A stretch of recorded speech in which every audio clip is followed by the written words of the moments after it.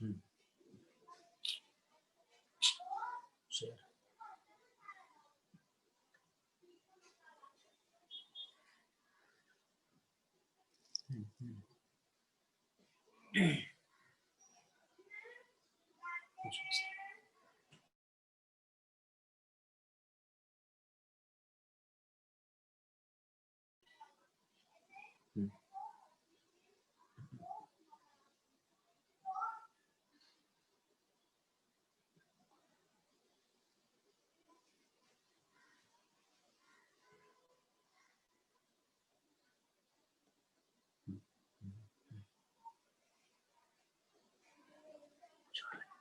Hello sir.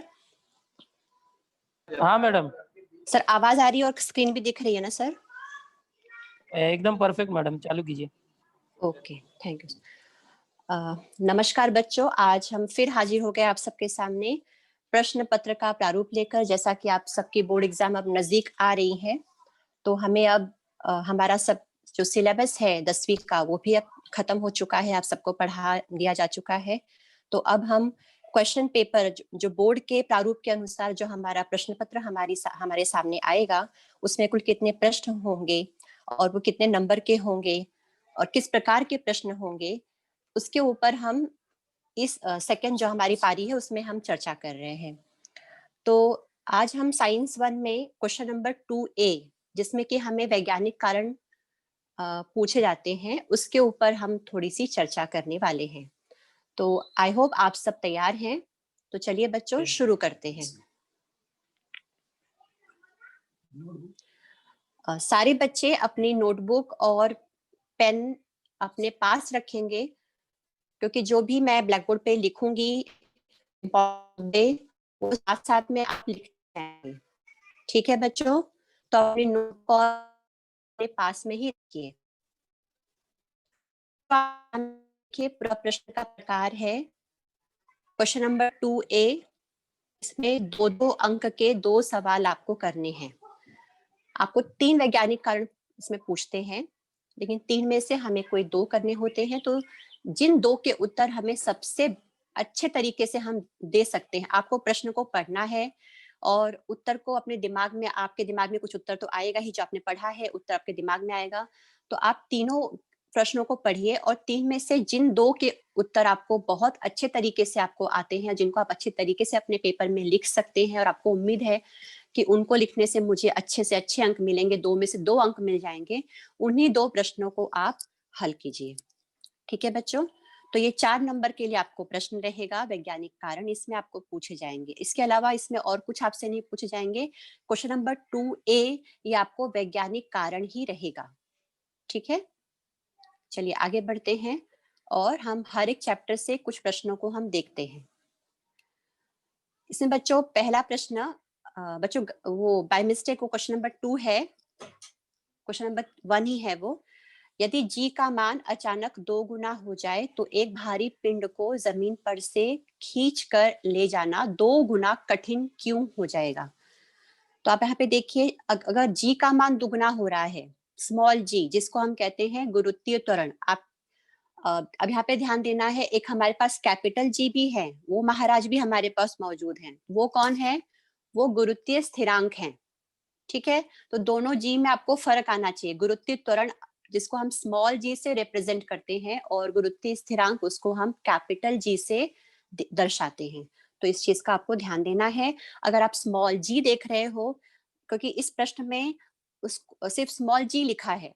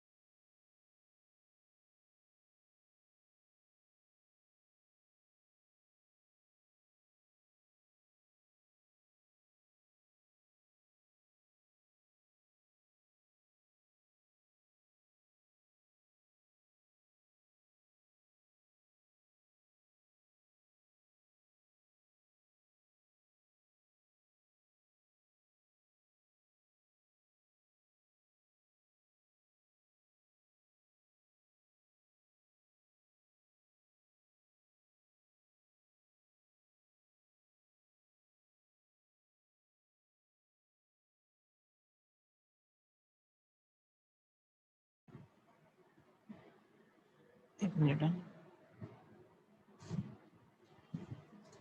Madam का network issue होने की वजह से लेफ्ट हुई मैडम, रुको कनेक्ट हो रहे हैं बच्चों।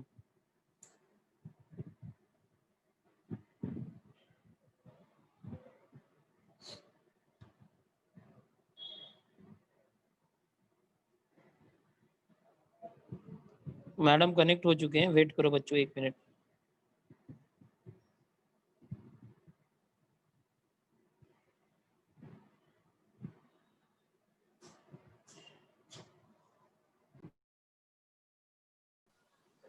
ब्रॉडकास्ट करो पहले, ब्रॉडकास्ट है ना ब्रॉडकास्ट? नहीं,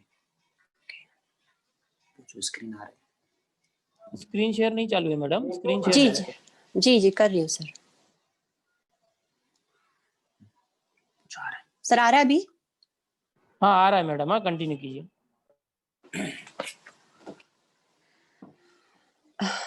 सॉरी बच्चों, थोड़ा सा डिस्टरबेंस हो गया था।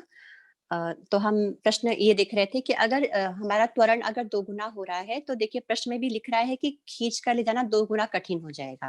मतलब ये समानुपात में चल रहा है ना? कि अगर एक राशि का अनुपात बढ़ता है तो दूसरी राशि का अनुपात भी साथ में बढ़ता है, तो उसको हम कहते हैं समानुपात। अब बच्चों यहाँ पे थोड़ा ध्यान दीजिएगा आप। देखिए जब हम किसी वस्तु को जमीन पर से खींच कर ले जाते हैं तो जो जिस वस्तु को हम खींच रहे हैं, मान लीजिए थैला आप खींच रहे हो, जमीन पर से खींच रहे हो, तो थैले और जमीन इन दोनों के बीच में एक घर्षण बल उत्पन्न होता है। तो हमें क्या करना पड़ता है, हमें इस घर्षण बल को खत्म करना पड़ता है खींचने के लिए, है ना? तो इस घर्षण बल को हमें हटाना है, हमें कम करना है। मतलब ये कि हमें इस घर्षण बल के विपरीत में काम करना है। और जो ये घर्षण बल है, ये जो भार होता है पिंड का, उसके समानुपात में होता है। अगर भार बढ़ेगा पिंड का तो घर्षण बल भी बढ़ेगा, और भार कम होगा तो घर्षण बल भी कम होगा। देखते हैं कैसे। अब आप सबने पढ़ा है कि भार यानी कि वेट, ये इसको हम कैसे ज्ञात करते हैं? आप सबको पता है कि भार यानी कि वेट हम निकालते हैं एम जी से, जिसपे आप सबको पता है कि एम क्या होता है? एम होता है पिंड का द्रव्यमान, जो कि कहीं भी बदलता नहीं है, हर सर्वत्र समान होता है और न ये शून्य होता है। ये आपको समझना है, ये आपको पता है। और जी क्या होता है? जी होता है गुरुत्वीय त्वरण। तो अब मान लीजिए अगर मेरे पास एक कोई बैग है जिसका द्रव्यमान है 50 किलो, ठीक है? अब ये वेट कब बनेगा? जब इस 50 किलो में मैं त्वरण 9.8 से गुणा कर दूंगी। यहाँ पे लिखा है ना mg, mg मतलब द्रव्यमान गुणे गुरुत्वीय त्वरण, तब हमें मिलता है वेट, भार। दोनों में अंतर है, द्रव्यमान और भार दोनों में अंतर है, ये आप पढ़ चुके हैं। तो हमें भार कब मिलता है? जब हम द्रव्यमान में g से गुणा कर देते हैं। तो ये कितना आएगा बच्चों? ये आ जाता है 490 न्यूटन। आप सबको पता है भार की इकाई क्या होती है? न्यूटन। अब यहाँ पर अगर इसी g का मान क्या हो रहा है? 2 गुना हो रहा है। द्रव्यमान वही है, द्रव्यमान में कोई परिवर्तन हम नहीं कर रहे, पिंड का द्रव्यमान वही, पिंड का मास हम वही रख रहे हैं। हम क्या कर रहे हैं? प्रश्न में क्या बोला है? g का मान 2 गुना। तो अगर हम इस g के मान को 2 गुना डबल कर देते हैं तो अब देखिए हमारा द्रव्यमान तो 50 kg ही है। अब g के मान को हमने दुगना किया यानी इट कम्स टू 19.6। तो देखिए अगर हम गुणा करते हैं तो हमें मिलता है 980 न्यूटन। देखिए हमारा जो भार है वो भी जस्ट डबल हो गया। हमने जी को दुगना किया तो हमारा भार भी क्या हो गया? डबल हो गया। तो इस वजह से क्या होता है, अगर हम जो कि हमारा जो घर्षण बल है वो भार के समानुपाती है, तो घर्षण बल दुगना होगा तो भार भी दुगना होगा। अगर गुरुत्वीय त्वरण को दुगना करेंगे तो भार भी दुगना होगा, और अगर भार दुगना होगा तो घर्षण बल भी 2 गुना हो जाएगा। और इसलिए उस पिंड को अगर जिसका कि हम अगर जी हम दोगुना कर दें तो उस पिंड को जमीन पर से खींचकर ले जाना हमारे लिए कठिन हो जाएगा। समझ में आई आपको बात? घर्षण बल भार के समानुपाती है, अगर भार बढ़ेगा तो घर्षण बल भी बढ़ेगा। इतनी बात आपको समझनी है। अब जब भार भार क्यों बढ़ा? क्योंकि जी दोगुना हो गया। जी दोगुना हुआ तो भार भी दोगुना हुआ, भार दोगुना हुआ तो घर्षण बल भी दोगुना हुआ, और घर्षण बल दोगुना हुआ तो इसलिए उस चीज को खींच कर ले जाना हमारे लिए थोड़ा सा कठिन हो जाता है। ठीक है बच्चों, तो इस प्रकार से आपको उत्तर देना है, राइट। चलिए हम आगे बढ़ते हैं। हमारा अगला प्रश्न है, आवर्तों में बाएं से दाहिनी ओर जाने पर परमाणु त्रिज्या कम होती। ये बहुत ही फेवरेट क्वेश्चन है बोर्ड पेपर सेटर्स का। तो आपको जो हमारा दूसरा पार्ट है तत्वों का आवर्ती वर्गीकरण, उसमें जितने वैज्ञानिक कारण हैं उनमें से आप ये मान के चलिए कि आपको एक आध प्रश्न जरूर उसमें से आएगा, जो कि यही होता है कि बाएं से दाएं जाने पर परमाणु त्रिज्या कम हो जाती है, या बाएं से दाएं जाने पर धात्विक गुणधर्म कम हो जाते हैं, समूह में ऊपर से नीचे आने पर त्रिज्या बढ़ती है, समूह में ऊपर से नीचे आने पर धात्विक गुणधर्म बढ़ जाते हैं, और एक ही समूह के सभी तत्वों की संयोजकता समान होती है। ये 3-4 फेवरेट क्वेश्चंस हैं, और इसमें से एक जरूर से जरूर आपको एक आध प्रश्न आने की बहुत ज्यादा संभावना पेपर में है। तो इसलिए इन प्रश्नों को आप अच्छे से अपनी तैयारी करके रखिए, ठीक है। अब बच्चों देखिए, आवर्त में अगर आप जाते हैं तो सबसे पहले आवर्त मतलब हमेशा हमें बाएं से दाहिने जाना है। ये आपके दिमाग में एकदम आप फिट करके रख लीजिए कि आवर्त का मतलब हमें बाएं से दाहिने जाना है, ठीक है। अब आवर्त में, एक ही आवर्त में जितने भी तत्व शामिल होते हैं उन सब के पास कक्षाओं की संख्या समान रहेगी। अगर आवर्त 2 में जितने भी तत्व हमारे पास हैं, 8 तत्व हैं आवर्त 2 में, तो उन 8 के पास 2-2 ही कक्षाएं रहेंगी, 3 कक्षा नहीं होने वाली है। क्योंकि आवर्त 2 है तो कक्षाओं की संख्या भी 2-2-2-2 ही होगी सभी के पास। और आप सबको पता है कि हमारी आवर्त सारणी कैसे बनी है? परमाणु क्रमांक के बढ़ते क्रम में। तो जैसे जैसे आप आगे बढ़ते हैं परमाणु क्रमांक में वृद्धि होती जाती है। तो परमाणु क्रमांक में वृद्धि होती है तो उसी हिसाब से इलेक्ट्रॉनों की संख्या में भी होती है वृद्धि। इलेक्ट्रॉनों की संख्या में वृद्धि तो होती है, लेकिन कवच तो 2 ही रहते हैं। कवच तो 2 ही रहते हैं। परमाणु क्रमांक में क्रमशः वृद्धि होती है, लेकिन कवच तो 2 ही रहते हैं। तो जो इलेक्ट्रॉन बढ़ते जाते हैं, जैसे जैसे हम दाहिनी ओर जाते हैं तो जो इलेक्ट्रॉन्स बढ़ते जाते हैं वो उसी कवच में ऐड होते जाते हैं। तो उसकी वजह से अब हमारा जो नाभि होती है वो कैसी होती है बच्चों? उसमें होते हैं प्रोटॉन्स जो कि धनात्मक होते हैं, और इलेक्ट्रॉन्स जो कक्षा में घूमते हैं वो कैसे होते हैं? ऋणात्मक होते हैं। तो ये प्लस माइनस के बीच में जो आकर्षण बल होता है वो बहुत प्रबल हो जाता है, और प्रबल होने की वजह से ये जो इलेक्ट्रॉन्स है, अंतिम कक्षा के इलेक्ट्रॉन्स, ये नाभि से समीप आ जाते हैं। इनके बीच आकर्षण बल ज्यादा होने की वजह से एक संकुचन हो जाता है, और आकार क्या हो जाता है? कम हो जाता है। तो इसको समझने के लिए देखिए, आप अगर आवर्त सारणी अगर आप देखें,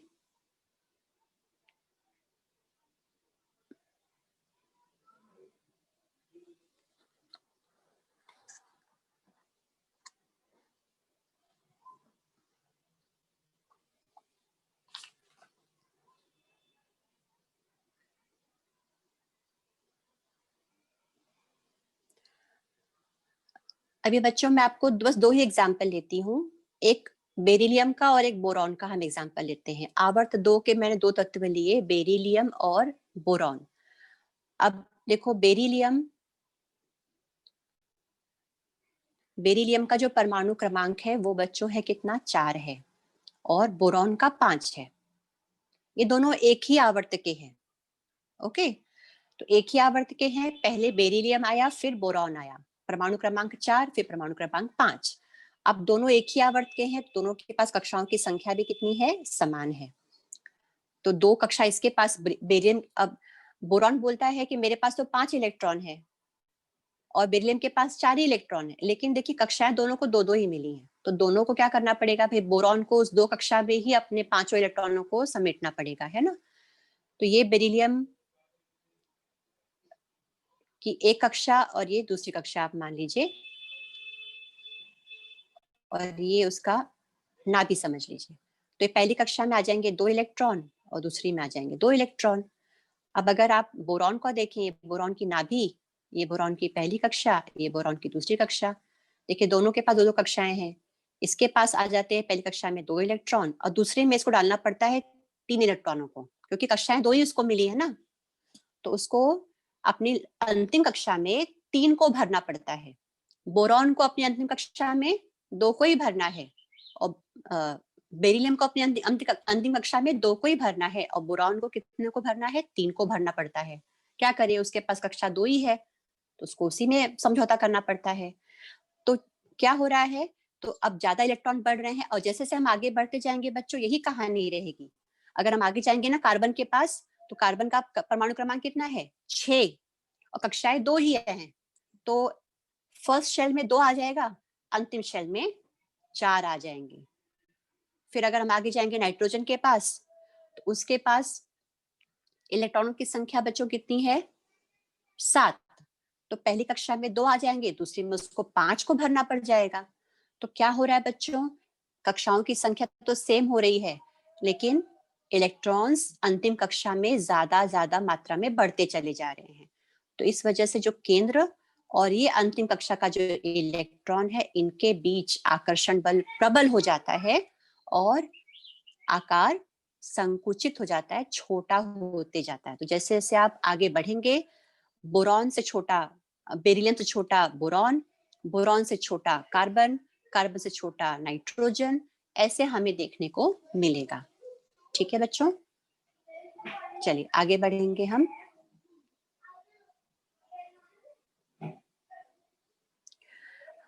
आवर्त में बाएं से दाहिनी ओर जाने पर धात्विक गुणधर्म कम होते हैं। बच्चों अब यही जो हमने इसके पहले अपना उत्तर देखा ना, परमाणु त्रिज्या कम कम हो रही है, तो इस यही हमें उत्तर यहाँ भी डालना है धात्विक गुणधर्म में भी, कि एक ही आवर्त के सभी तत्वों के पास कक्षाओं की संख्या समान होती है, लेकिन परमाणु क्रमांक में क्रमशः वृद्धि होती जाती है और इसीलिए अंतिम कक्षा में इलेक्ट्रॉनों की संख्या में बढ़ोतरी होती है। और जैसे जैसे इलेक्ट्रॉन्स बढ़ते हैं, केंद्र और अंतिम कक्षा के इलेक्ट्रॉन के बीच आकर्षण बल भी बढ़ जाता है और इलेक्ट्रॉन का त्याग होना, क्योंकि धात्विक गुणधर्म का मतलब क्या होता है बच्चों? इलेक्ट्रॉन को त्यागना, ये आपको ध्यान देना है। धात्विक गुणधर्म मतलब इलेक्ट्रॉन्स का त्याग। तो त्याग कब होता है? जब वो इलेक्ट्रॉन और केंद्र के बीच में आकर्षण बल कम होता है, दोनों के बीच दूरी ज्यादा होती है, तो वो इलेक्ट्रॉन आसानी से बाहर निकल सकते हैं, त्याग उनका आसानी से हो जाता है। तो धात्विक गुणधर्म पहले आपको समझना है। धात्विक गुणधर्म मतलब इलेक्ट्रॉन का त्याग। तो आवर्त में जैसे जैसे इलेक्ट्रॉनों की संख्या आपने देखा कैसे कैसे बढ़ रही है, बढ़ने की वजह से केंद्र और इलेक्ट्रॉन के बीच का आकर्षण प्रबल होता है और इलेक्ट्रॉनों का त्याग होना मुश्किल हो जाता है। इसीलिए धात्विक गुणधर्म कम कम होते जाता है। तो दोनों चीजें होती हैं। आवर्त में हम बाएं से दाहिने जाएंगे तो त्रिज्या भी कम होगी और धात्विक गुणधर्म भी कम होगा। तो ये आप एक उत्तर थोड़ा सा अपना तैयार कर लेंगे तो आपका दूसरा उत्तर भी थोड़ा बहुत आराम से तैयार हो जाएगा। अब अगला प्रश्न है बच्चों, समूह में ऊपर से नीचे की ओर जाने पर त्रिज्या बढ़ती है। अब देखिए त्रिज्या कम कब हो रही है? जब हम बाएं से दाएं जा रहे हैं। तो ठीक इसका उल्टा समूह में हो रहा है। समूह में जब हम जाते हैं ऊपर से नीचे, तो बच्चों इसमें क्या हो रहा है? अब देखिए एग्जाम्पल के द्वारा समझते हैं। मैं एक समूह ऊपर से नीचे जा रही हूँ, मैं जा रही दूसरे समूह में ऊपर से नीचे। तो पहले मुझे मिलता है बेरिलियम, फिर मुझे मिलता है मैग्नीशियम और फिर मुझे मिलता है कैल्शियम। ये समूह 2 के तत्व हैं। मैं ऊपर से नीचे गई हूँ समूह 2 में। बेरिलियम मिला मुझे, मैग्नीशियम मिला मुझे, कैल्शियम मिला मुझे। ठीक है, इसका परमाणु क्रमांक 4, इसका परमाणु क्रमांक 12 और इसका परमाणु क्रमांक 20। ठीक है, अब ये आवर्त 2 का है, बेरिलियम आवर्त 2 का है, मैग्नीशियम आवर्त 3 का है और कैल्शियम आवर्त 4 का है। ये समूह में एक ही समूह के हैं, समूह 2 के हैं, लेकिन इनके आवर्त अलग अलग हैं। आप आवर्त सारणी चेक करिए तो बेरिलियम आवर्त 2 में आएगा, मैग्नीशियम आवर्त 3 में आएगा और कैल्शियम आवर्त 4 में आएगा। तो जो तत्व जिस आवर्त में है उसके पास कक्षाएं उतनी ही रहती हैं। बेरिलियम आवर्त 2 में है, कक्षाओं की संख्या 2। मैग्नीशियम आवर्त 3 में है, कक्षाओं की संख्या 3। और कैल्शियम आवर्त 4 में है तो कक्षाओं की संख्या भी 4। ओके, तो अब इसका अगर हम करें इलेक्ट्रॉनिक संरूपण तो हमें क्या मिलेगा? बेरिलियम का पहली में 2, दूसरी में 2।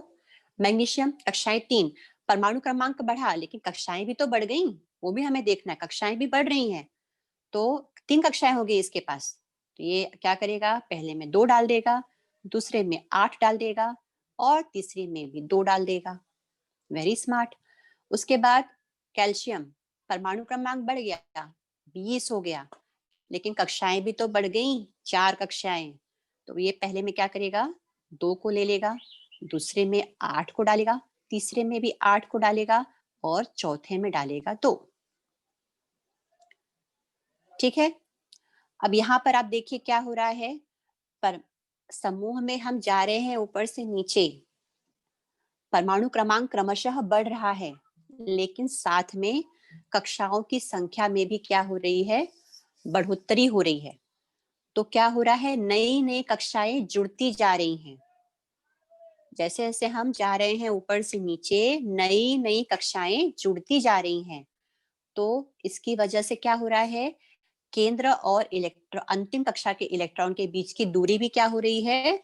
बढ़ रही है। दूरी बढ़ रही है तो आकर्षण बल घट रहा है, ये भी आपको ध्यान देना है। इसलिए अधात्विक गुणधर्म यहाँ पे बढ़ते जाते हैं। ये प्रश्न भी आपका साथ में आप तैयार कर सकते हैं। तो यहाँ पर केंद्र और अंतिम कक्षा के इलेक्ट्रॉन के बीच में दूरी बढ़ जाने की वजह से जो त्रिज्या बढ़ती है और त्रिज्या बढ़ने की वजह से आकार भी क्या होता है? बड़ा होता है। त्रिज्या छोटी है, आकार छोटा होगा। त्रिज्या बढ़ेगी, आकार भी बड़ा होगा। और त्रिज्या क्यों बढ़ रही है? क्योंकि नई नई कक्षाएं जुड़ रही हैं। नई नई कक्षाएं, ये आपको लिखना है, नई नई कक्षाएं जुड़ रही हैं, इसलिए केंद्र और अंतिम कक्षा के इलेक्ट्रॉन के बीच की दूरी बढ़ रही है, मतलब परमाणु त्रिज्या बढ़ रही है और इसलिए परमाणु का आकार भी बढ़ रहा है। तो ये आपको उत्तर इस प्रकार से लिखना है। अब इसमें एक प्रश्न ये भी पूछ सकते हैं बच्चों कि जैसे जैसे आप समूह में ऊपर से आते हैं नीचे, अधात्विक गुणधर्म क्यों बढ़ते जाते हैं? तो उसका कारण भी यही है कि परमाणु त्रिज्या बढ़ती है, परमाणु का आकार बड़ा हो जाता है और केंद्र और अंतिम कक्षा के इलेक्ट्रॉन के बीच का जो आकर्षण बल है वो क्रमशः घटता जाता है और उसकी वजह से इलेक्ट्रॉनों को त्यागना आसान होता है। इसे धात्विक गुणधर्म क्रमशः बढ़ते जाते हैं और अधात्विक गुणधर्म कम होते जाते हैं। तो ऐसा इसमें आपका दोनों उत्तर आप अपना रेडी कर सकते हैं इसमें। चलिए, एक ही समूह के सभी तत्वों की संयोजकता समान होती है। अब इसमें भी मैं पहले वाला ही आपको एग्जाम्पल देना चाहूंगी। सबसे पहले संयोजकता को समझना है हमको। हमें इसमें 2 चीज समझनी पड़ती हैं। पहला तो एक वैलेंस इलेक्ट्रॉन और दूसरा वैलेंसी। अब वैलेंस इलेक्ट्रॉन मतलब संयोजकता इलेक्ट्रॉन, वो किसको बोलते हैं? बहुत ही सिंपल है, किसी भी तत्व के परमाणु के बाह्यतम कक्षा में जितने भी इलेक्ट्रॉन प्रेजेंट होंगे वो है उसके संयोजकता इलेक्ट्रॉन है। ठीक है, हम फिर से वही एग्जांपल लेते हैं, पहले वाला बेरिलियम, मैग्नीशियम और कैल्शियम। ठीक है बच्चों, हम एग्जांपल ले रहे हैं एक ही, क्योंकि हमें प्रश्न क्या बोला? एक ही समूह में, तो हमें समूह को लेना पड़ेगा। एक ही समूह, हमें दूसरा समूह लिया है बेरिलियम, मैग्नीशियम और कैल्शियम। अब देखिए यहाँ पे परमाणु क्रमांक 4, परमाणु क्रमांक 12 और यहाँ पर 20, 2, 2, 2, 8, 2, 2, 8, 8, 2। ठीक है, यहाँ बेरिलियम के पास अंतिम कक्षा में 2 इलेक्ट्रॉन है, तो बेरिलियम का संयोजकता इलेक्ट्रॉन 2 है। मैग्नीशियम के पास अंतिम कक्षा में 2 इलेक्ट्रॉन है, इसलिए मैग्नीशियम की भी संयोजकता इलेक्ट्रॉन 2 है। कैल्शियम के पास भी अंतिम कक्षा में 2 इलेक्ट्रॉन है, इसलिए कैल्शियम की भी संयोजकता इलेक्ट्रॉन की संख्या 2 है। और इसी संयोजकता इलेक्ट्रॉन की संख्या के आधार पर ही संयोजकता डिपेंड करती है, निर्भर होती है। तो अगर ये समान है संयोजकता इलेक्ट्रॉन की संख्या समान है तो संयोजकता भी समान ही होगी। अब यहाँ पर ये तत्व क्या करेगा अपना अष्टक पूरा करने के लिए? ये 2 इलेक्ट्रॉन का त्याग करेगा, बेरिलियम। इसका द्विक पूरा हो जाएगा। फिर मैग्नीशियम भी क्या करेगा? इस लास्ट वाले 2 इलेक्ट्रॉन का त्याग कर देगा, तो इसका अष्टक पूरा हो जाएगा। कैल्शियम भी क्या करेगा? ये लास्ट के 2 इलेक्ट्रॉन का त्याग कर देगा, तो इसका भी अष्टक पूर्ण हो जाएगा। तो संयोजकता का मतलब क्या होता है? अष्टक पूरा करने के लिए इलेक्ट्रॉनों का जो भी हम त्याग करते हैं या हम इलेक्ट्रॉनों को ग्रहण करते हैं, वो हमारी है संयोजकता। और संयोजकता इलेक्ट्रॉन क्या होती है? अंतिम कक्षा में प्रेजेंट रहने वाला इलेक्ट्रॉन। तो आपको इसमें उत्तर यही लिखना है कि एक ही समूह के सभी तत्वों की संयोजकता इलेक्ट्रॉन की संख्या समान होती है। देखिए यहाँ पे 2 है, 2 है, 2 है। ये संख्या समान होने की वजह से सभी तत्वों की संयोजकता भी समान होती है। समूह 1 की संयोजकता 1 है, समूह 2 की संयोजकता 2 है। तो इस प्रकार से आप अपना उत्तर वहां पे लिख सकते हैं। और इनमें से प्रश्न आपको जरूर एग्जाम में आएंगे ही आएंगे, तो आप इन प्रश्नों की अच्छे से प्रैक्टिस कर लीजिए। अगला प्रश्न है बच्चों, शून्य समूह वाले तत्वों को हम उत्कृष्ट गैसें कहते हैं। अब उत्कृष्ट की जगह यहाँ पे आपको नोबल गैस भी कह सकता है या निष्क्रिय गैस भी कह सकते हैं। तो आंसर वही है, बस प्रश्न को पूछने का थोड़ा तरीका, थोड़े शब्दों का हेरफेर हो जाता है। उत्कृष्ट गैसें कहें, निष्क्रिय गैसें कहें हम, या हम नोबल गैसें कहें, मतलब एक ही है। अभी जो शून्य समूह हम आप सबने पढ़ा है, 18वां समूह हमारा शून्य समूह है, आप सबको पता है। इसमें सभी गैसें हैं, ये भी आपको पता है। और ये सभी गैसें निष्क्रिय गैसें हैं। एग्जाम्पल के लिए आपको ध्यान में होना चाहिए helium, neon, organ, krypton, xenon, radon. ये कुछ नाम, ऊपर के 4-5 नाम आप अपने ध्यान में रखिए। इन सब का संकेत भी ध्यान में रखिए। हीलियम का संकेत He, नियॉन का Ne, ऑर्गन का Ar, क्रिप्टॉन का Kr, जेनॉन का Ze, रेडॉन का Rn। तो इन सभी जो तत्व हैं शून्य समूह में, इन सब का अष्टक पूर्ण होता है।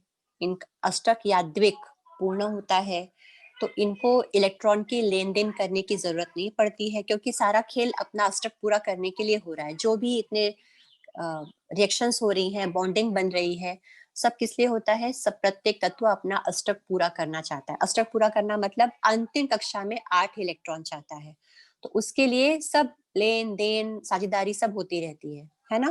तो ये जो तत्व हैं ये बड़े आराम से मजे से रहते हैं, क्योंकि इनका पेट पूरा भरा हुआ रहता है। इनकी अंतिम अंतिम कक्षा में 8 इलेक्ट्रॉन रहते हैं, तो इनको न इलेक्ट्रॉन लेने की जरूरत होती है, न कहीं देने की जरूरत होती है, न कहीं साझेदारी करने की जरूरत होती है। तो ये आराम से अपना पड़े होते हैं। ये किसी भी रासायनिक प्रतिक्रिया में भाग नहीं लेते, और इसीलिए इनको हम कहते हैं उत्कृष्ट गैसें या नोबल गैसें या निष्क्रिय गैसें। ठीक है बच्चों, तो इसका आंसर बड़ा ही आसान है, बड़ा ही मजेदार भी है। आप इसको आराम से अपना लिख लीजिएगा और 2 नंबर आपको मिल जाएंगे आराम से। चलिए आगे बढ़ते हैं। दरवाजों और खिड़कियों की जालियों पर हम पेंट लगाते हैं। अब ये एक बड़ा ही कॉमन सा प्रश्न है। हम घरों में हम अक्सर आपने अपने पड़ोस में भी देखा होगा, लोग कलर करते हैं। आपके घर में भी होता होगा, कलर करते हैं। थोड़ा उत्तर आपको पता भी होगा कि ऐसा क्यों करते हैं। आपने अपने पापा के मुंह सुना भी होगा कि भाई जंग लग जाएगा, उससे बचने के लिए कर रहे हैं। बस यही इसमें लिखना भी है। ठीक है। अक्सर क्या होता है, जो हमारी जालियां होती हैं दरवाजों की या खिड़कियों की, वो अक्सर लोहे की बनी होती हैं। तो क्या होता है, लोहा जो होता, अब ये बाहर खुली होती हैं, है ना। तो खुली होती हैं तो इन पर पानी पड़ता है, इन पर ऑक्सीजन का रिएक्शन होता है। मतलब ये तापमान में ओपन रहती है। जो तापमान में जो भी घटक हैं, उन वायुमंडल में जो भी घटक हैं, तापमान कम हो रहा है, ज्यादा हो रहा है, बारिश हो रही है, धूप आ रही है, ठंडी पड़ रही, तो तापमान में जितने भी परिवर्तन हो रहे हैं, उन सब का असर इस पर होता है। तो जो लोहा है, ये हवा की जो आर्द्रता है या हवा में जो नमी है, हवा में जो ऑक्सीजन है, इन सब के साथ में इसका सामना होते रहता है, और उसकी वजह से इसका क्षरण होता है। मतलब ये कमजोर होती है, इस पर जंग लग जाती है, और जंग लग जाती है तो ये कमजोर होकर टूट जाती है। तो इससे हमें आर्थिक नुकसान भी होता है। तो इसको बचाने के लिए, ताकि वो लंबे समय तक हमें मजबूत बनी रहे, इसके लिए हम क्या करते हैं, उसके ऊपर पेंट लगा देते हैं, ऑयल पेंट लगा देते हैं। तो पेंट क्या होता है, पेंट के ऊपर अगर पानी की बूंद गिरती है तो सड़क के नीचे आ जाती है, आपने देखा होगा, है ना। वो उस पे मतलब टिक नहीं पाती है। अगर हमने पेंट किया है, ऑयल पेंट किया है, तो अगर पानी आप गिराओ तो वो पानी की बूंद सरक जाती है, तो वो अच्छा रहता है। तो जो अंदर लोहा है, पेंट के नीचे जो लोहा है, वो लोहा जितने बाहर जितने भी ये भूकंप आ रहे हैं उनसे क्या रहता है, वो सुरक्षित रहता है, बचा हुआ रहता है, और वो लंबे समय तक टिक पाता है। तो इसीलिए हम क्या करते हैं, पेंट लगा के अपना काम निकालते रहते हैं कि लंबे समय तक भाई चलता रहे, चलता रहे, चलता रहे। ओके, चलिए आगे बढ़ेंगे बच्चों। अभी ये भी बहुत फेवरेट सवाल है, इसके ऊपर आपकी किताब में कृति भी दी है। कभी कभी ये सवाल कृति के रूप में भी आपको पूछ सकते हैं, डायग्राम दे देंगे आपको, बोलेंगे ये कौन सा, इसमें कौन सी क्रिया हो रही है, कौन कौन अभिकारक है, कौन उत्पाद है, ऐसे ऐसे प्रश्न आपको इसमें आ सकते हैं। तो आप ये उत्तर तैयार कर लीजिए। अगर कृति के रूप में भी आपको पूछा तो आप इसका आंसर बहुत अच्छे तरीके से लिख सकते हैं। चूने के पत्थर को गर्म किया तो कौन सी गैस निकली, CO2 गैस निकली। फिर CO2 गैस को चूने के पानी में डाल दिया, तो क्या हुआ, चूने का पानी दूधिया हो गया। भाई इतना लंबा लंबा काम हुआ है, पहले गर्म किया, फिर गैस निकली, फिर गैस को कहीं और डाला, फिर ऐसा हो दूधिया हो गया। तो क्या हो रहा है इसमें, ऐसा क्यों हो रहा है। अब आपको पता होगा बच्चों, आपने पढ़ा भी होगा छोटी क्लासेस में भी, कि ये चूने के पानी का रंग दूधिया हो जाना, ये कार्बन डाइऑक्साइड गैस प्रेजेंट है कि इसका नहीं, क्या इस दिखा रहा है, रोनवाल गार्डन्स। इसके परीक्षण के लिए भी करते हैं कि अगर हमें पता लगाना हो कि दी गई गैस कार्बन डाइऑक्साइड है कि नहीं है, तो उसके लिए चूने का पानी रख देते हैं। अगर वो गैस, अगर कार्बन डाइऑक्साइड गैस होगी तो चूने के पानी का रंग दूधिया हो जाएगा, और हम निष्कर्ष पे पहुंच जाएंगे कि हाँ पे जो गैस है वो कार्बन डाइऑक्साइड गैस है। ठीक है, ठीक है। तो अब इसका उत्तर बहुत ही आसान है। जब हम चूने के पानी पर हम को गर्म करते हैं, जब चूने के पत्थर को जब हम गर्म करते हैं, तो उसका होता है अपघटन। अब अपघटन आपने पढ़ा है ना, विच्छेदन भी जिसको हम कहते हैं, आप सबने पढ़ा है, पढ़ाने की आवश्यकता नहीं है, आप सबने पढ़ा है। अगर ध्यान में ना हो तो किताब खोल के पाठ क्रमांक 3 देख लीजिए आप लोग। तो चूने के पत्थर को जब हम गर्म करते हैं तो उसका अपघटन होकर कैल्शियम ऑक्साइड और कार्बन डाइऑक्साइड गैस तैयार होती है। देखिए मैं आपको रिएक्शन भी लिख के देती हूँ। चूने का पत्थर जिसे हम कहते हैं calcium carbonate,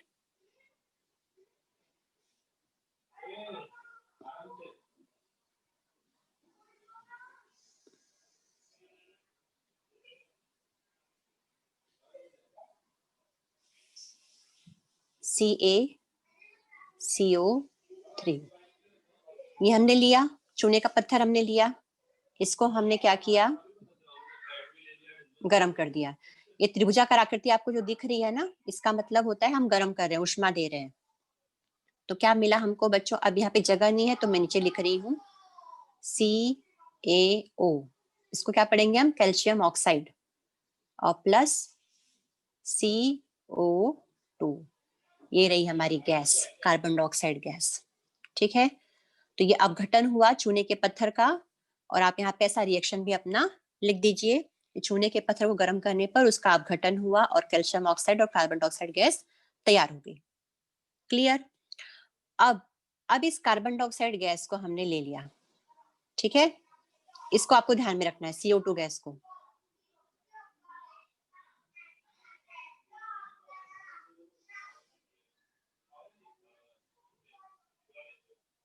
just wait children. अब हमने कौन सी गैस ले ली, ये CO2 गैस ले ली। अभी CO2 गैस हमको अपघटन होकर के मिल गई है।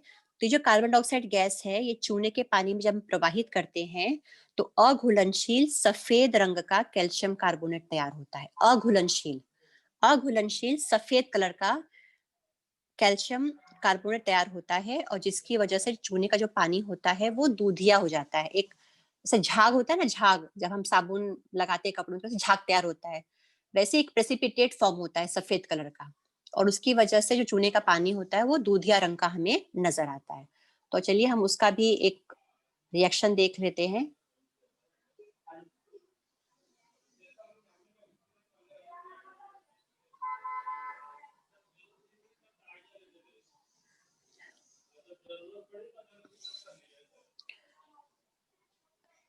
अब जो हमने यहाँ पे ताजा चूने का जो पानी लिया जिसको हम कहते हैं लाइम वाटर, बच्चों ध्यान रखना, ताजा चूने का पानी उसको हम कहते हैं लाइम वाटर, कैल्शियम हाइड्रोक्साइड, क्योंकि हमने CO2 गैस को इसमें डाला है, ये चूने के पानी में डाला है, लाइम वाटर में हमने डाला है, ठीक है।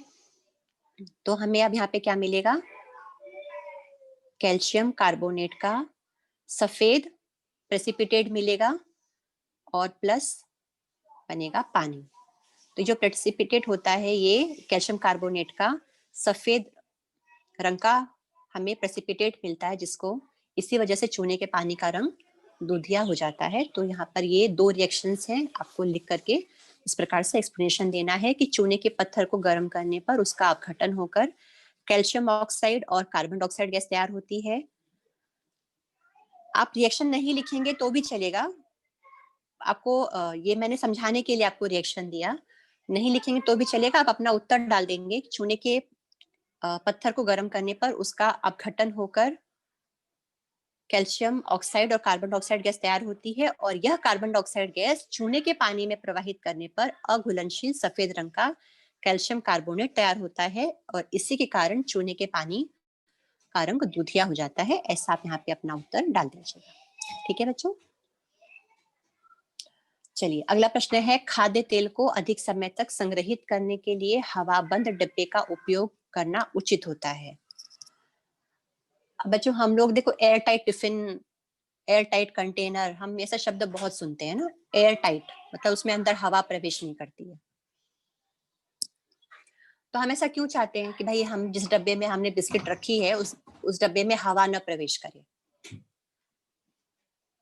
और आपने ऐसा महसूस भी किया होगा कि अगर सिर्फ नॉर्मल डब्बे में हम रख देते हैं या खुला रख देते हैं, हम बिस्किट का पैकेट या नमकीन या वेफर ऐसे हम खुला रख देते हैं कुछ समय के लिए, जब आप खाओगे तो एकदम नरम पड़ जाता है, वो कुरकुरा जो उसका होता है ना वो निकल जाता है और खाने में फिर मजा नहीं आता, वो एकदम टेस्टलेस हो जाता है ना।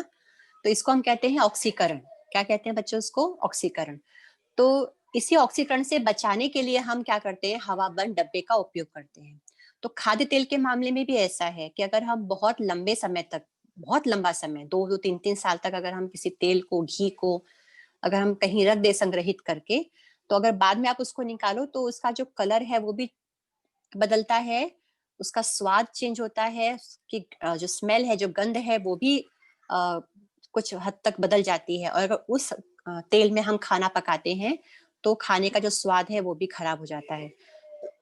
तो अगर आपने खाद्य तेल को लंबे समय तक, आपने दीर्घ काल तक आपने रख दिया है तो उसका स्वाद, गंध बदलता है, वो बदबूदार हो जाता है। इसी को हम विकृति गंधता भी कहते हैं, रेंसिडिटी। और इसी को रोकने के लिए, टालने के लिए हम क्या करते हैं, हवा बंद डिब्बे का उपयोग करते हैं ताकि वो तेल हवा के संपर्क में ना आए ज्यादा, और उसका ऑक्सीकरण तो होता है लेकिन वो क्रिया थोड़ी मंद हो जाती है, तो लंबे समय तक वो तेल टिकता है।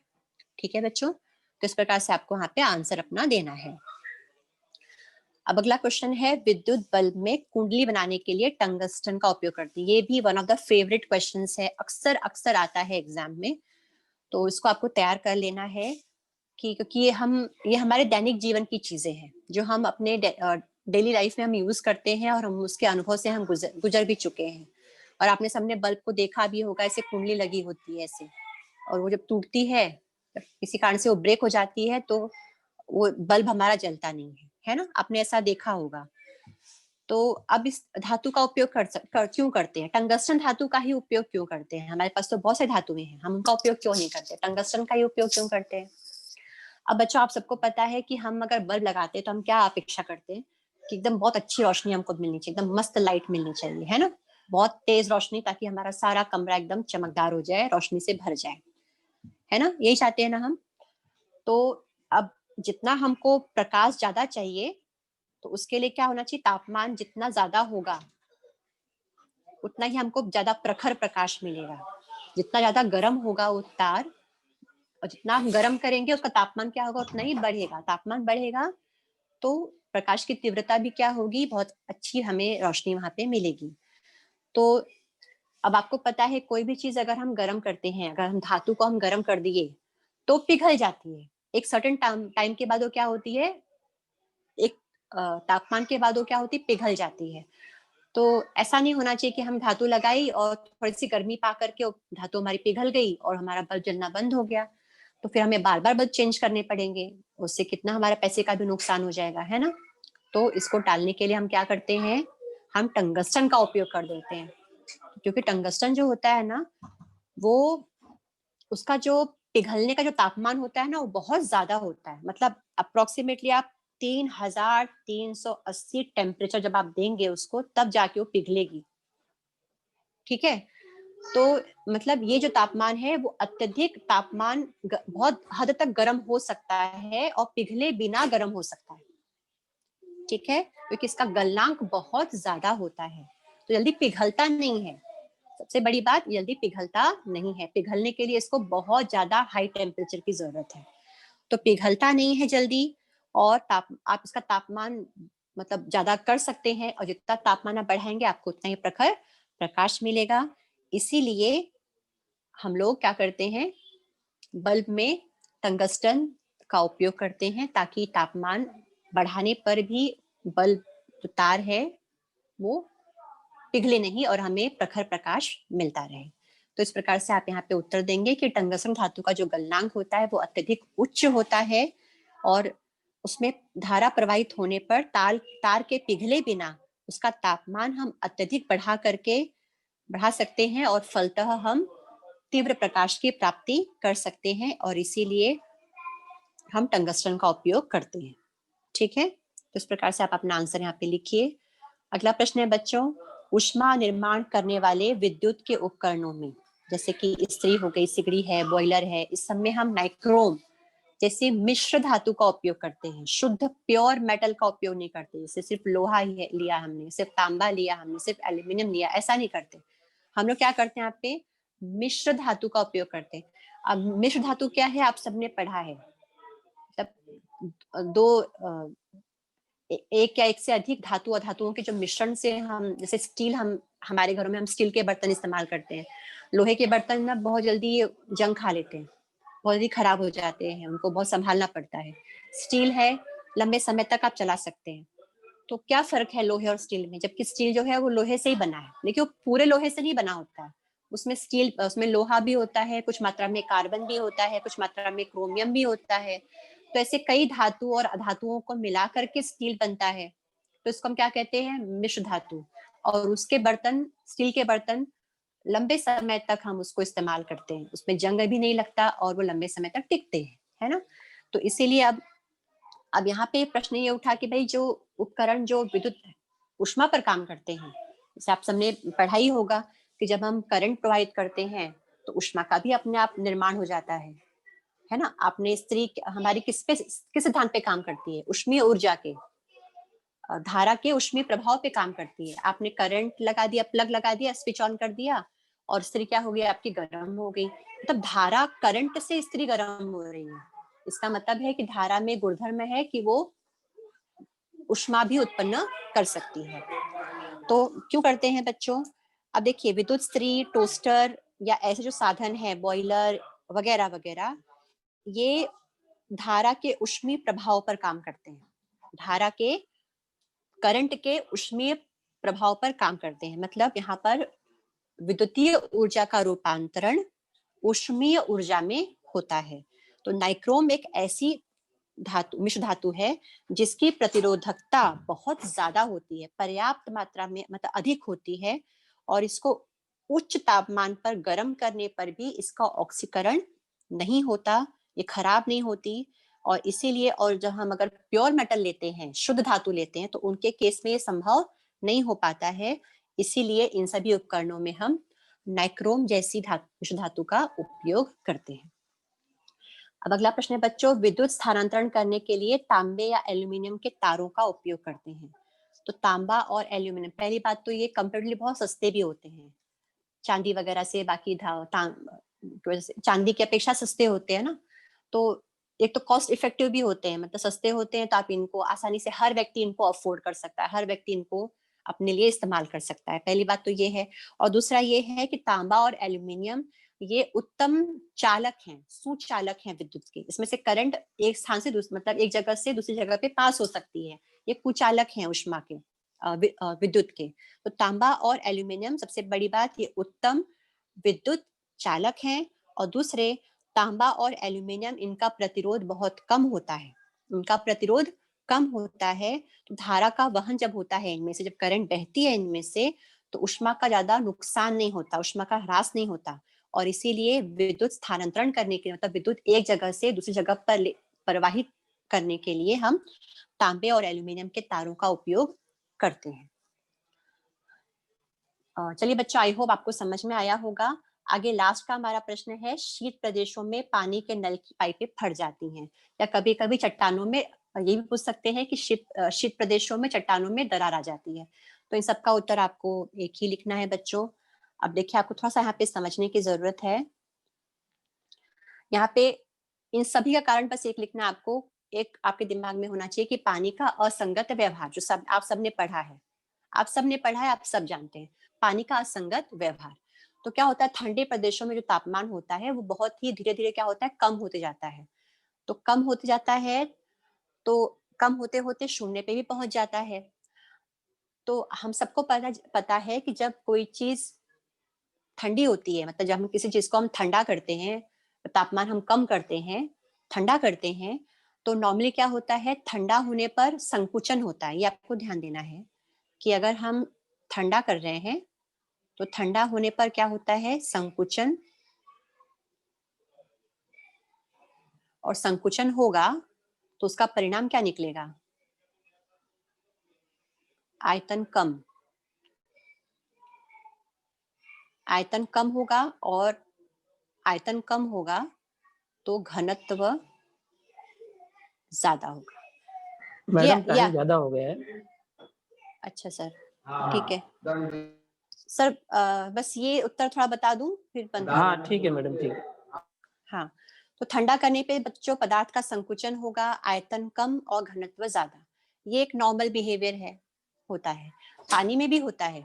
लेकिन एक सर्टेन टेम्परेचर पे ये पानी ये फॉलो ही नहीं करता। और वो टेम्परेचर कौन सा है, 4 से लेकर के 0। अब टेम्परेचर मान लीजिए 12 है, 12 से 11 हुआ, कम हुआ, 11 से 10 हुआ, 9 हुआ, 8 हुआ, 7 हुआ, 5 हुआ, 6 हुआ, कम होता गया। तो ये चीज हो रही है जो हमने ऊपर लिखी है, जैसे आपके सामने जो दिख रही है। लेकिन जब 4 पे आता है टेम्परेचर, तो ये चीज के बजाय एक अलग पानी बिहेव करता है। पानी क्या करता है तब, तब संकुचन की बजाय बच्चों, मतलब 4 से लेकर के 0 के बीच में, अब ठंडा कर रहे हैं ना हम लोग, तो 4 से 3, 2, फिर 2, फिर 1, फिर 0, ठंडा कर रहे हैं हम लोग।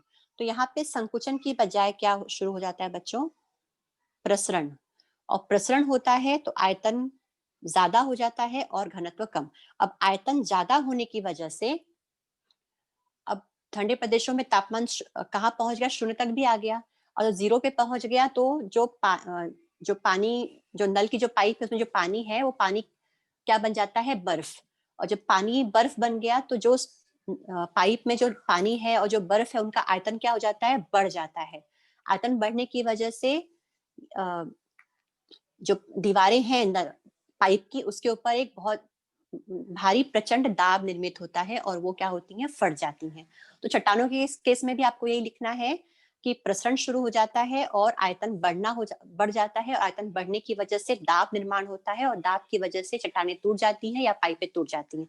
तो 2 चीजें लिखनी है आपको, 4 से 0 के बीच में प्रसरण, और प्रसरण होने की वजह से आयतन ज्यादा, और आयतन ज्यादा होने की वजह से दाब निर्मित होता है और चीजें टूट जाती हैं।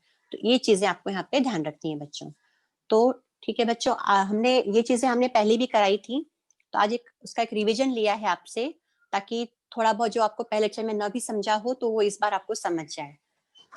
ठीक है बच्चों, अब आपको कुछ अगर प्रश्न पूछना है इस पे तो यू आर वेलकम।